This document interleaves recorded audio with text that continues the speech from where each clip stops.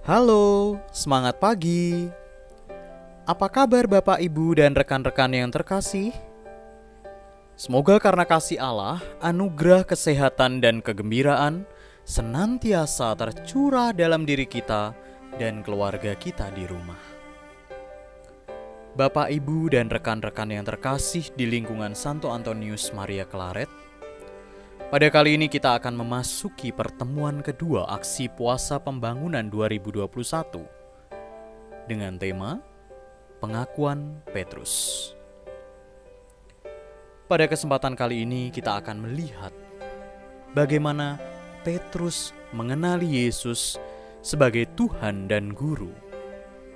Bagaimana ia mendalami dan menyelami pribadi Yesus. Pada kesempatan kali ini juga kita akan melihat ke dalam diri kita.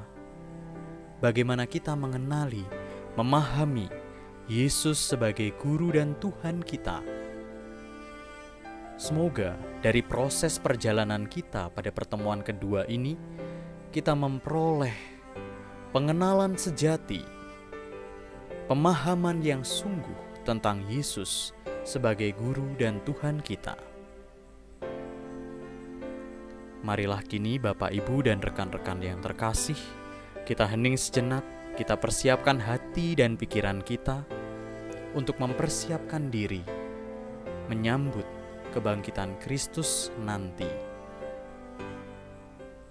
Mari kita hening, kita memasuki ke dalam diri kita sambut masa Prapaskah dengan perjalanan yang baru.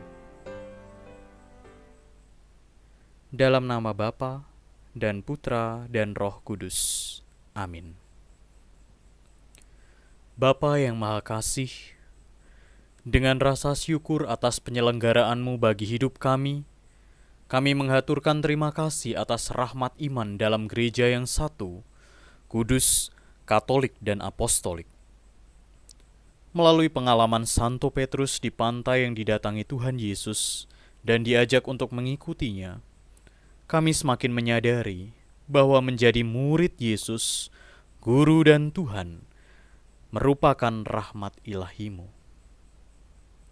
Dengan usaha kami sendiri, tidak mungkin kami dapat setia mengikuti dan semakin mengenal Tuhan kami Yesus Kristus. Hari ini kami hendak melanjutkan perjalanan pendalaman iman di masa Prapaskah ini dengan merenungkan pengakuan yang telah dinyatakan Santo Petrus tentang Yesus Sang Mesias. Utuslah Roh Kudus-Mu menerangi akal budi dan hati kami, sehingga kami semakin memahami isi dan konsekuensi pengakuan iman kami kepada Yesus Kristus, Tuhan dan pengantara kami, kini dan sepanjang masa. Amin. Inilah Injil Yesus Kristus menurut Markus. Kemudian Yesus beserta murid-muridnya berangkat ke kampung-kampung di sekitar Kaisarea Filipi. Di tengah jalan ia bertanya kepada murid-muridnya, katanya, "Kata orang, siapakah aku ini?" Jawab mereka, "Ada yang mengatakan Yohanes Pembaptis, ada juga yang mengatakan Elia, ada pula yang mengatakan seorang dari para nabi." Ia bertanya kepada mereka, "Tapi apa katamu, siapakah aku ini?" Maka jawab Petrus, "Engkau adalah Mesias." Lalu Yesus melarang mereka dengan keras supaya jangan memberitahukan kepada siapapun tentang Dia. Demikianlah Injil Tuhan. Bapak, Ibu, dan rekan-rekan yang terkasih, mari kita coba mendalami teks perikop kitab suci yang telah dibacakan tadi.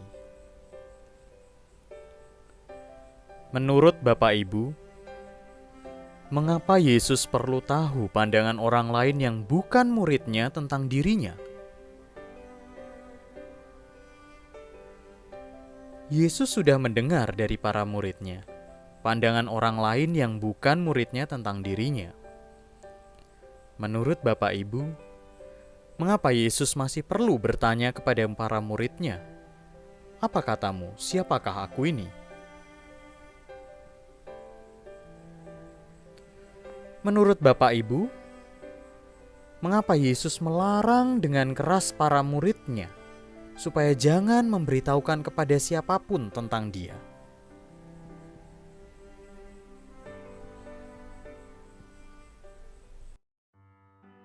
Bapak, Ibu, dan rekan-rekan yang terkasih, Dalam pertemuan yang lalu kita diajak untuk mengalami perjumpaan Yesus dengan Petrus, Andreas, Yakobus, dan Yohanes di tengah pekerjaan mereka.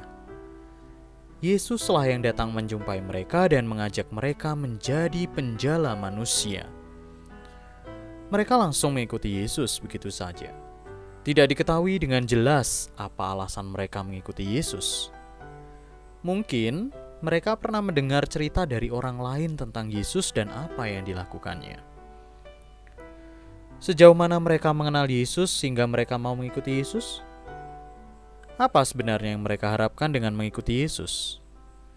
Pertanyaan-pertanyaan itu juga menjadi pertanyaan kita sebagai murid-murid Yesus.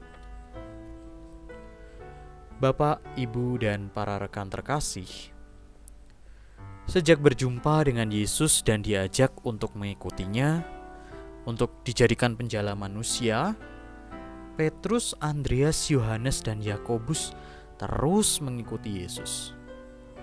Berbagai pengalaman telah mereka alami bersama Yesus. Dalam rumah ibadat, banyak orang yang takjub mendengar pengajaran Yesus. Bahkan roh-roh jahat pun takut kepada Yesus. Yesus juga menyembuhkan ibu mertua Petrus yang sedang sakit. Mereka menyaksikan Yesus yang berdoa sebelum berkeliling ke tempat-tempat lain untuk mengajar. Di tengah perjalanan banyak orang sakit disembuhkan. Di antaranya orang kusta, lumpuh, tuli, dan buta. Selanjutnya Yesus masih mengajak 8 orang lagi untuk menjadi muridnya, sehingga jumlah mereka menjadi 12 orang. Yesus mengajar banyak orang dengan penuh wibawa dan menggunakan berbagai perumpamaan yang sangat dekat dengan kehidupan banyak orang. Yaitu contohnya tentang seorang penabur, perumpamaan tentang pelita, benih yang tumbuh di tanah, biji sesawi, ragi orang Farisi, dan Herodes. Para murid juga diutus berdua-dua oleh Yesus ke berbagai tempat untuk menyerukan pertobatan. Bersama Yesus, mereka juga mengalami situasi hidup yang berbahaya ketika sedang berlayar dihantam angin topan yang dahsyat di tengah danau. Namun Yesus meredakan angin dan gelombang danau itu. Selain itu, mereka juga menyaksikan Yesus berjalan di atas air di danau ketika mereka berlayar menuju Betsaida. Yesus menggandakan 5 roti dan 2 ikan yang mereka bawa untuk memberi makan ribuan orang sampai kenyang. Bahkan masih ada sisa 12 bakul penuh. Kembali, Yesus memberi makan lagi 4.000 orang dengan menggandakan 7 roti yang mereka bawa. Semakin hari, Yesus memikat semakin banyak orang. Mereka mencari Yesus untuk disembuhkan dari berbagai penyakit, mendengarkan ajarannya, dan menyaksikan banyak mukjizat yang dilakukannya. Meski demikian, para pemuka agama Yahudi, ahli Taurat, dan kaum Farisi tidak menyukai Yesus. Bahkan Yesus pun ditolak oleh orang-orang di kampungnya sendiri, yaitu Nazaret. Bapak, Ibu, dan rekan-rekan yang terkasih, kita telah berjalan mengikuti Yesus bersama Petrus dan para muridnya yang lain. Aneka ragam pengalaman telah kita lalui. Ketika sedang dalam perjalanan menuju kampung-kampung di sekitar Kaisarea Filipi, di tengah jalan Yesus bertanya kepada murid-muridnya, "Kata orang, siapakah aku ini?" Mereka menjawab, "Ada yang mengatakan Yohanes Pembaptis, ada juga yang mengatakan Elia, ada pula yang mengatakan seorang dari para nabi." Tidak dijelaskan mengapa Yesus bertanya demikian kepada para muridnya. Dari jawaban-jawaban itu dapat diketahui aneka ragam pemahaman orang-orang tentang siapa Yesus itu. Namun dari jawaban-jawaban itu dapat diketahui bahwa bagi banyak orang, Yesus itu adalah seorang nabi yang diutus secara khusus untuk menyampaikan pesan-pesan Allah yang menyerukan agar umat Israel kembali ke jalan Allah.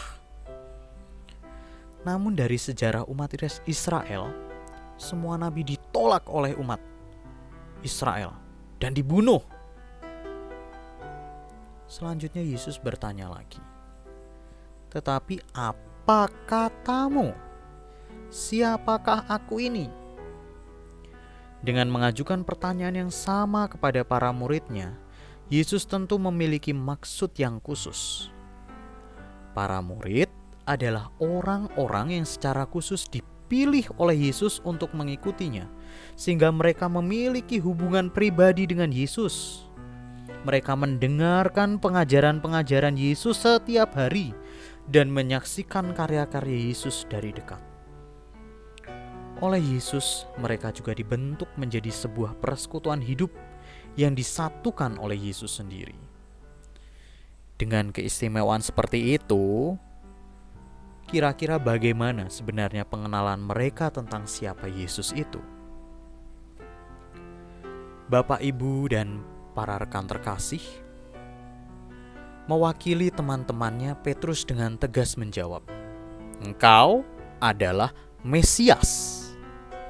Mesias berarti yang diurapi oleh Allah untuk memimpin bangsa Israel mengalami kejayaan sebagai bangsa pilihan Allah, seperti pada zaman Raja Daud. Dengan demikian, pengakuan bahwa Yesus adalah Mesias berisi harapan agar Yesus sebagai Raja yang diurapi Allah seperti Raja Daud yang memiliki kekuasaan politik, ekonomi, dan militer. Apalagi pada waktu itu bangsa Israel sedang dijajah oleh bangsa Romawi. Mereka merindukan bebas dari penjajahan Romawi dan memiliki kejayaan seperti pada zaman Daud. Maka pengakuan Yesus adalah Mesias berarti memiliki pengharapan. Yesus berkuasa seperti Raja Daud. Dan pandangan inilah yang hidup di kalangan warga masyarakat Israel pada saat itu. Mendengar pengakuan Petrus yang mewakili para murid lainnya itu, Yesus melarang mereka dengan keras supaya jangan memberitahukan kepada siapapun tentang Dia. Tidak dijelaskan mengapa Yesus melarang mereka dengan keras agar tidak memberitahukan kepada siapapun tentang Dia. Apakah karena pengakuan Petrus itu tidak benar? Jika pengakuan Petrus itu tidak benar, mengapa Yesus tidak membenarkan? Dari pengalaman mengikuti Yesus selama ini, Petrus jelas melihat tanda-tanda bahwa Yesus adalah Mesias yang diurapi oleh Allah. Petrus menyaksikan sendiri Yesus melakukan banyak mukjizat yang menunjukkan bahwa Dia memiliki kuasa Allah. Tidak ada manusia lain yang mampu melakukan mukjizat yang telah dilakukan Yesus. Mukjizat-mukjizat yang dilakukan Yesus juga menunjukkan dengan jelas bahwa Yesus adalah Mesias yang menyejahterakan rakyatnya. Pengajaran-pengajaran yang disampaikan Yesus merupakan kebijaksanaan. Kebijaksanaan seorang Mesias. Ribuan rakyat selalu mengikuti dan mengiringi Yesus dimanapun Yesus berada. Hal ini jelas sekali menunjukkan bahwa Yesus adalah Mesias seperti yang diharapkan dan dirindukan warga masyarakat. Maka benar jika Petrus mengakui bahwa Yesus adalah Mesias. Pertanyaannya, tetapi mengapa Yesus melarang keras mereka memberitahukan kepada siapapun tentang siapa Dia? Bapak, Ibu, dan rekan-rekan yang terkasih, sebagai seorang murid tentu kita telah menyatakan pengakuan tentang siapa Yesus bagi kita. Pengakuan iman yang kita nyatakan ada beragam wujudnya. Ketika kita membuat tanda salib, mendoakan syahadat, kata dan perilaku hidup kita sesuai dengan ajaran Tuhan Yesus, merayakan Ekaristi dengan sepenuh hati, meski hanya sebatas online, bersekutu dan saling membantu dengan saudara seiman, menghormati orang lain, khususnya mereka yang miskin, lemah, dan tidak berdaya serta difabel, setia terhadap janji perkawinan, murah hati dalam membantu orang yang membutuhkan. Setiap kali malam Paskah kita juga menyatakan pengakuan iman kita, dan masih banyak bentuk lainnya. Namun yang menjadi pertanyaan bagi kita adalah, apakah itu semua dilakukan dengan sepenuh hati? Semoga berkat Tuhan senantiasa menyertai kita.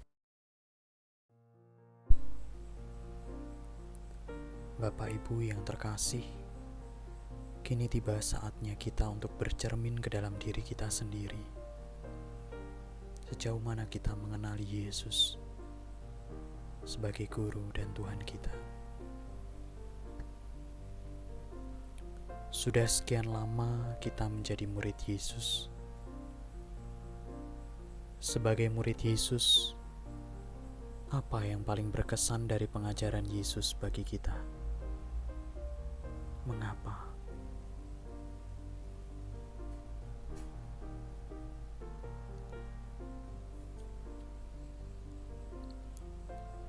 Sebagai murid Yesus, kita tentu mengikuti Yesus dengan setia sampai hari ini. Apakah Yesus mempunyai pengaruh dalam hidup kita?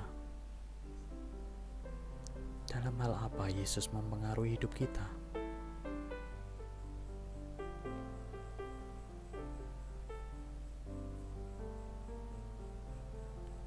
Setelah sekian lama menjadi murid Yesus, dengan segala suka duka hidup yang telah kita alami, apa jawaban kita ketika ditanya? Apa katamu? Siapakah aku ini? Mengapa kita menjawab demikian?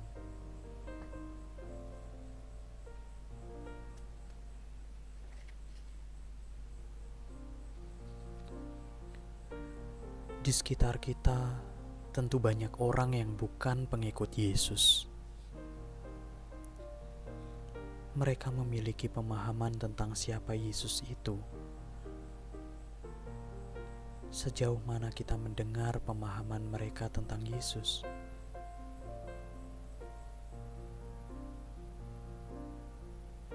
Apakah pemahaman mereka mempengaruhi pengakuan kita terhadap Yesus?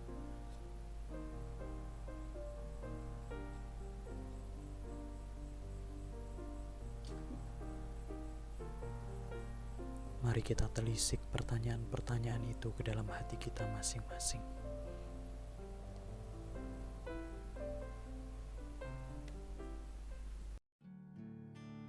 Marilah kita berdoa. Bapa yang Maha Kasih, sudah sekian lama seluruh dunia berada dalam situasi hidup yang sulit karena pandemi COVID-19. Banyak yang telah menjadi kurban. Tentu Engkau merasakan kesedihan kami.